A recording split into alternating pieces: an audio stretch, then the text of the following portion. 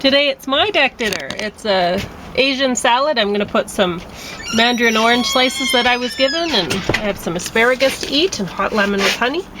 And I'm going to talk about Daliland, which got top of the stack, Mary Queen of Scots, and My Salinger Year. And first I'm going to read a poem that I wrote. And James is not having a fancy dinner today because he has lots left over. Yeah, I got leftover from yesterday's salad. He doesn't eat nearly as much salad as I can eat. Well, not right now. I'm having a little trouble with my teeth. So yeah. Salad tends to get caught in the teeth. So I'm going to start reading my poem. It's called Watching. So I wrote this one yesterday. I saw two geese the other day. I thought I'd scared the pair away. One perched within a poplar tree, which was a funny thing to see. I noticed he was watching me, and from that poplar he could see not only me, but miles around. If there were threats, then they'd be found. I didn't see that pair a while, but once I did, they made me smile. The male was honking from above. It's not a bird sound that I love, but I looked up to see his head above a coulee peak instead of from a measly poplar tree. He honked and honked while watching me. I stood there watching him as well and loved the way he gave me hell. It made me feel important then. Then suddenly, he flew again. He looked majestic overhead. I guess I'd feared he'd fall instead, since as I'd watched him watching me, I thought about how it would be if I were in his place right then. I was just boring me again. Those geese saw bigger threats than me, that from the ground I couldn't see. 100 children having fun. His time spent watching me was done. Yeah, they moved many kids in from school, actually. Yeah. I don't know if I mentioned it to you. They were from the south side. They weren't from... Oh, really? Yeah. I just assumed it was from the school up the hill. Well, they were saying that the reason why the kids seemed so happy to be going to the school that we passed by just before we went down to the river bottom, they have something like physical activity first thing in the morning. Oh. So. Boy, that's awfully loud, isn't it?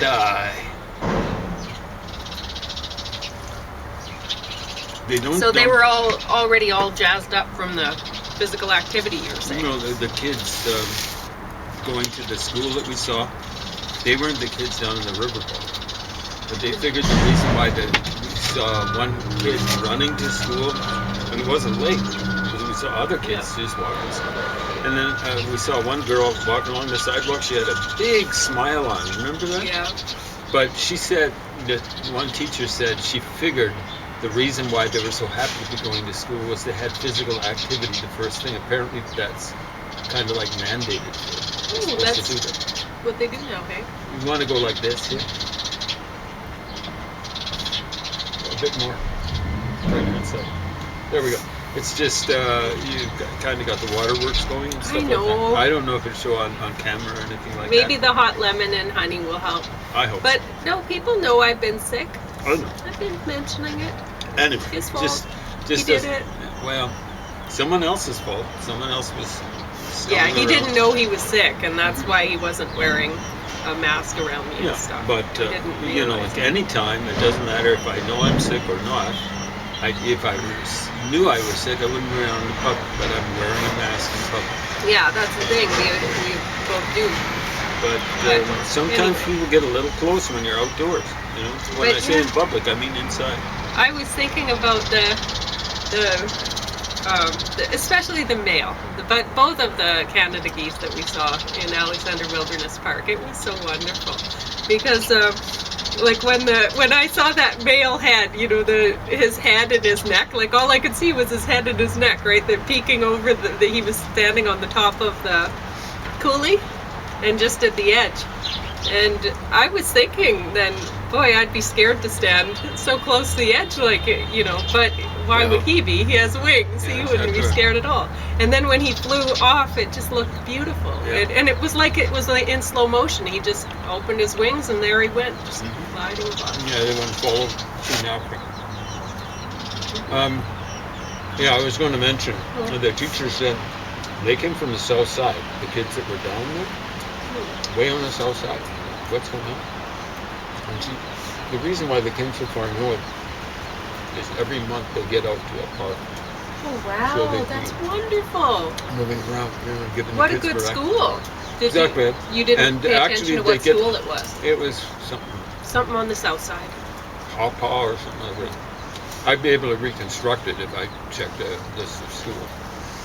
But she said they got out every week to maybe, like walking around or whatever. Yeah. And then that's a wonderful. special every month they go to a park, a different park. That's great. Yeah. Those kids were having a blast. Oh, I know. Maybe kids too much too, of one. you know?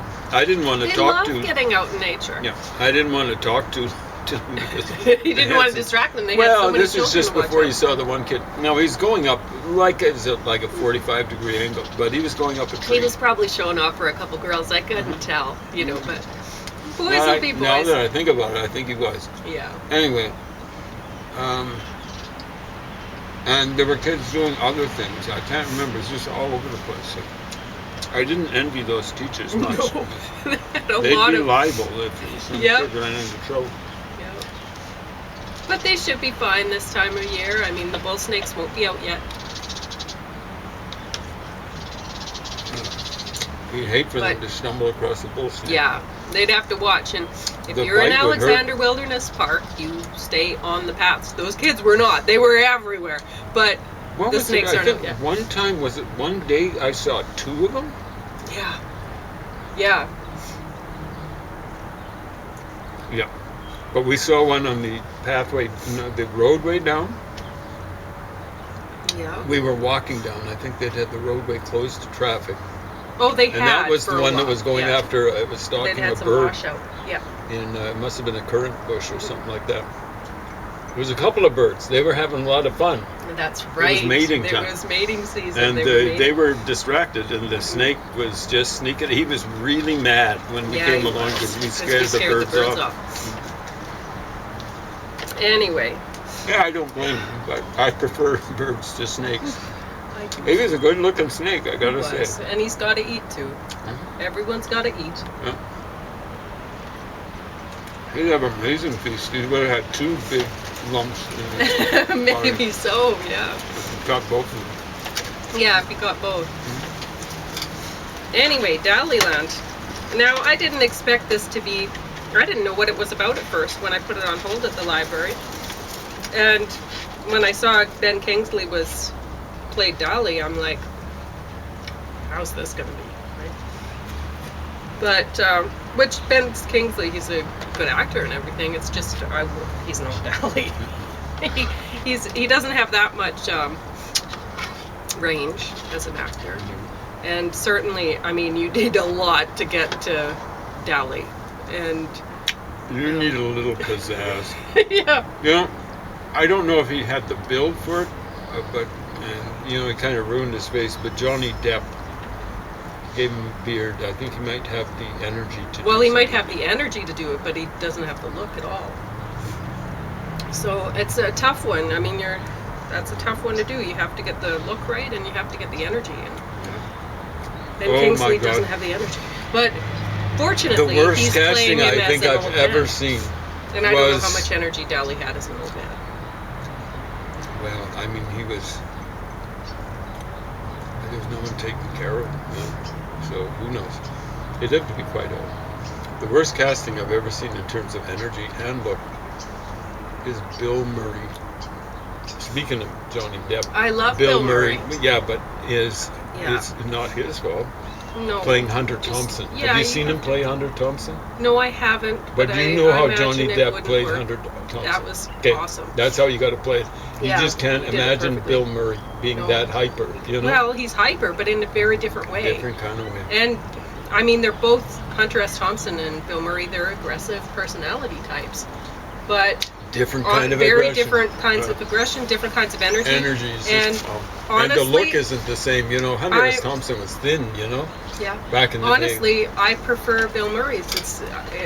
I know when he has, like, I don't know if he's found religion or what. But when he does a passive sort of person now, it's wonderful when he plays. So he, as an actor, I mean, it used to be he was really high energy, and you could feel the aggression, right?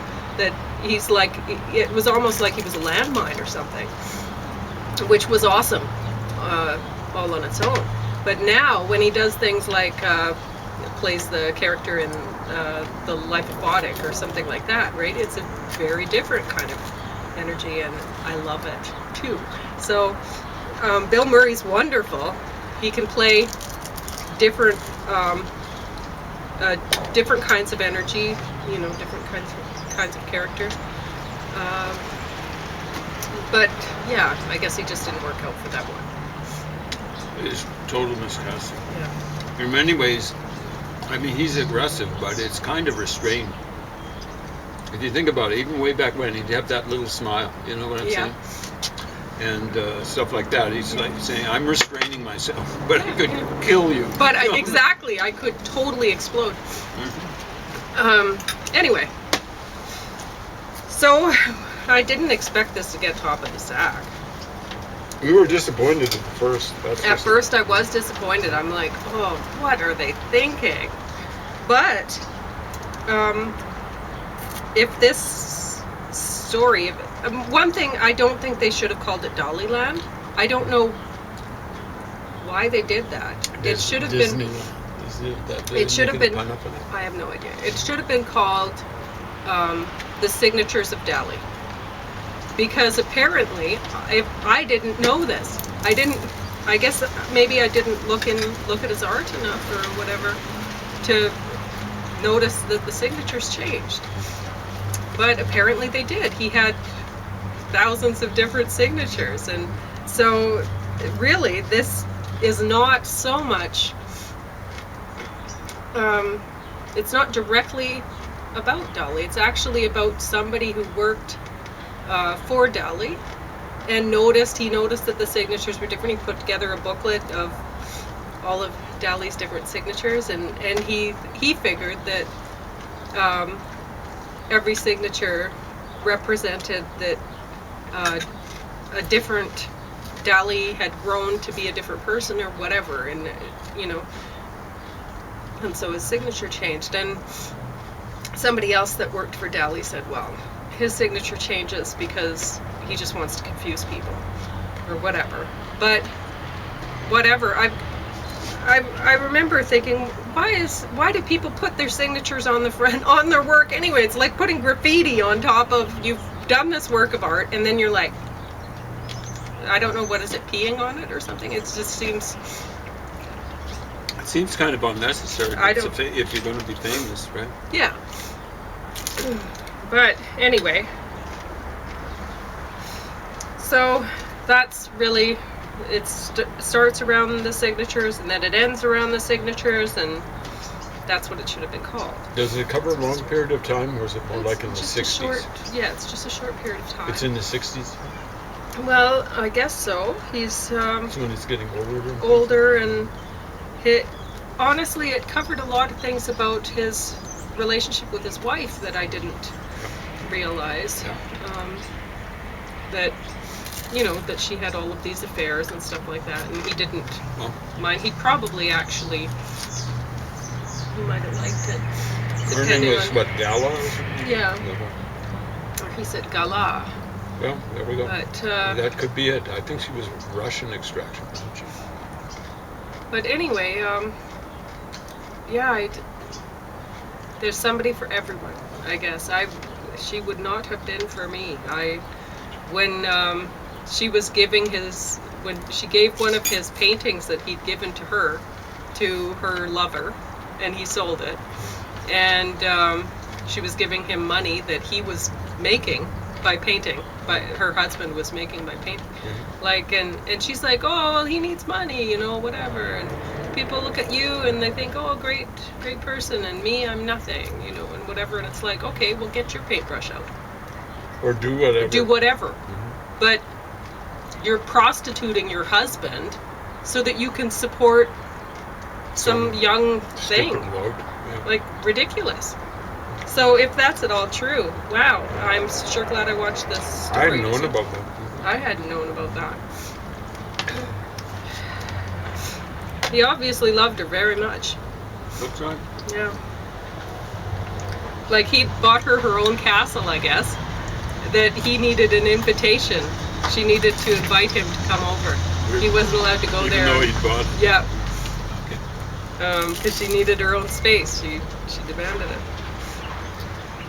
Mary, Queen of Scots. Now, they did a good job on this movie.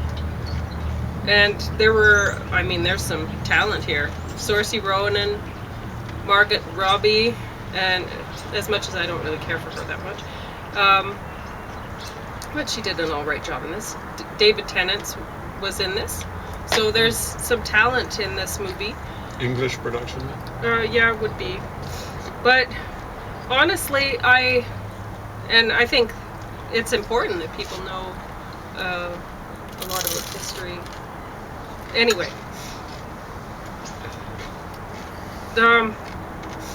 what I didn't like about this movie is somehow in the royal Scheme of things? Yeah, like the caregivers, or court, the royal Yeah. court. There's somehow there's still a fair amount of ethnic diversity. Oh, What? you mean the way it's portrayed in this thing? Yes. Oh, God. When you are talking about Very similar history, to, folks. you have to be accurate about these things, and you may want to hire somebody with a beautiful chocolate complexion, but dark chocolate, probably not a part of the royal court. So unless you have some evidence to show that, yeah, they were there, and there are points when there were people from other extractions mixed into Western history or whatever. Or whatever Do that history. story. Or whatever history. Do those stories if you want to hire those actors. But you can't put them in here. That's not acceptable. Not acceptable. It's disgusting. You're trying to change history. Rewriting history for people that don't have enough sense to read it for themselves. My Salinger Year. Now, this is about. I usually Salinger? don't like. What? Which Salinger is it about? Well, it's about the guy who wrote the Catcher in the Oh, Rye. that's right. And J.D. Yep. Whatever his name was. So there's a woman who gets involved. She wants to be a writer, and she gets involved with the writing industry. And she's checking over fans' letters and writing them while typing up there's like 6 responses that she can choose. Her boss says there's all of these letters, they fit into one of these 6 categories. You read them, they're going to fit into one. But and just send them that letter. That's the one you send. And she started feeling sorry for these people, and she started sending them her own letters, and that got her into some trouble. But honestly, I am glad that people write. I asked James if he'd read The Catcher in the Rye, and he hadn't, and I haven't either. I might have started the first page. Started it. And I think it's important that people write. I mean, you could see, I would want to do it. Whatever, I do it. I don't think it's necessarily important that people make money off of it. So I haven't made any money off of it, and I'm still doing it. So the people who should be doing it, they'll do it whether they make money off of it or not.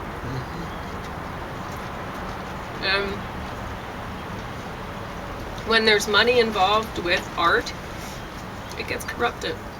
You can't trust it. I mean, you look at Dali. He was the best. He was the best the whole way along. Well, throughout his whole life, he was the best. And he says he knows it. He'd say so, you know. But What He he'd wasn't say is not the recognized as best such. of all time. No. He'd say Vermeer was Mhm. better, a number of people were better, but he said he was the best of his generation. Unfortunately, he was right. he was right. The 20th century was largely a wasteland for art. And I remember I worked when I was a teenager, I worked as a weekend attendant in an art gallery. And I loved art, and I had never been in an art gallery before, because before I dated my ex, his mother was a curator-director of an art gallery. And so that's how I ended up getting in there. Just one night, I came over, I think it was like 11:30 at night, and in the evening I went over with him to his house, and she'd just gotten off the phone. She was very stressed out because her weekend attendant, it was Friday night, and her weekend attendant had ended up in, I think, the psych ward or something like that. Anyway, so she needed somebody that morning to show up, right? So I was like, okay. So then it was just going to be until she found somebody, and I don't know. It ended up being months or something.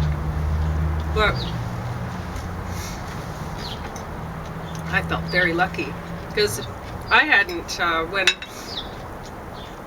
when I was young, I didn't realize the whole world was open to people like me. So there were all sorts of public places that, like, I always wanted to go to national parks, but we couldn't go to national parks because you had to pay to get into a national park, and plus it was too stressful for my dad. My dad, like, you're not allowed to pick flowers and stuff like that in a national park, and he